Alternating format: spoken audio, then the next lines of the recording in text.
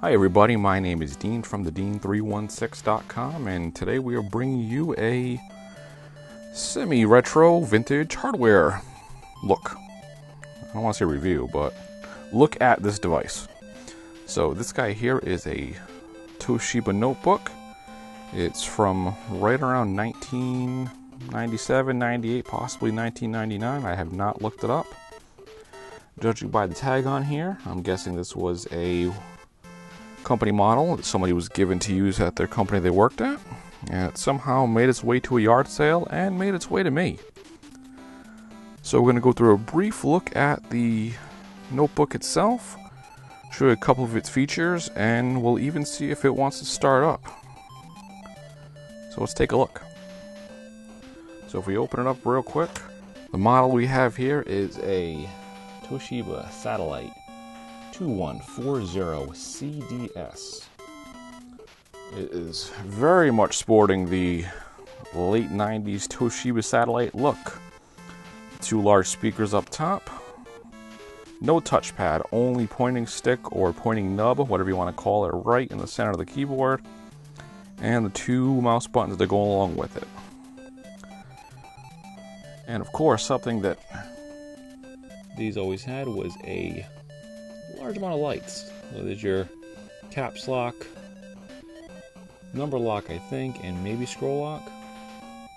Then we move over to our power cord, something, battery, hard drive, and floppy disk CD access light. This does have a 3.5-inch floppy right on the front of the model. CD drive on the right side of the chassis, right next to a PS2 port and one USB port. Just one. And it's probably USB 1.0 or 1.1. Move over to the left side, look at the power button. Two PC card slots. A little tiny, looks like a button you can push with a pen, a reset button maybe. And modem. Built-in modem. I'm guessing for the vintage it's probably 56K. It opens like so, and as you can see the phone jack's sideways, so the actual door functions as the part that the phone wire, typical RJ15, will clip to. So if that door breaks off, you're kind of screwed as far as keeping the wire in there, so definitely if you ever have one of these, keep that door shut when not in use. Kensington lock slot, and if we move to the back, we have the typical DC power slot with the external power supply that connects to it. VGA serial vent, fan, and a parallel port. The majority of these ports do not come on computers nowadays, but at this point you've got a full feature set of ports you could actually use on your computer still, comparable to a desktop. And that's the top. Full keyboard. I don't know how many keys. I'm not counting them. And one thing I do like about this, I'm going to turn this over on its side here again. Physical hardware volume switch, along with 3 separate ports, so no combo port. Separate headphones, separate mic, and a separate line in, all next to the CD-ROM drive on the side here.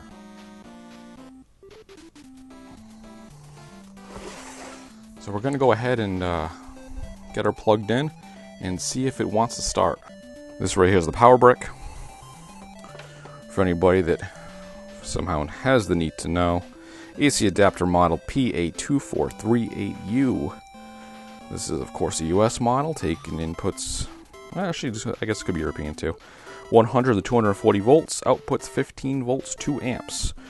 That's generally about what you would see for a computer of this time frame. Alright, we're plugged in.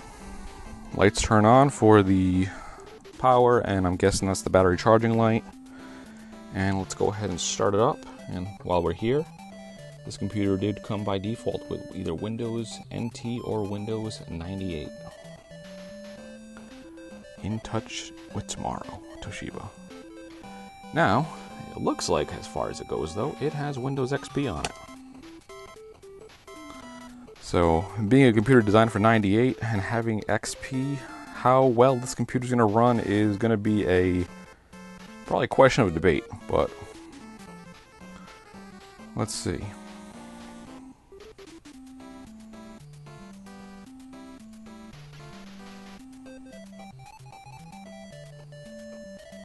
Windows XP was never the fastest to start up, and it wants to run check disk, and I don't really care, so it can just go ahead and skip it for purposes of time. I did start this up before and did properly shut it down, and it still wants to run check disk every time. So, issue with the hard drive or issue with the operating system, I do not know. No sign in, it looks like, so lucky for us. No need to try to reset the password. Looks like we're going to go ahead and get right in.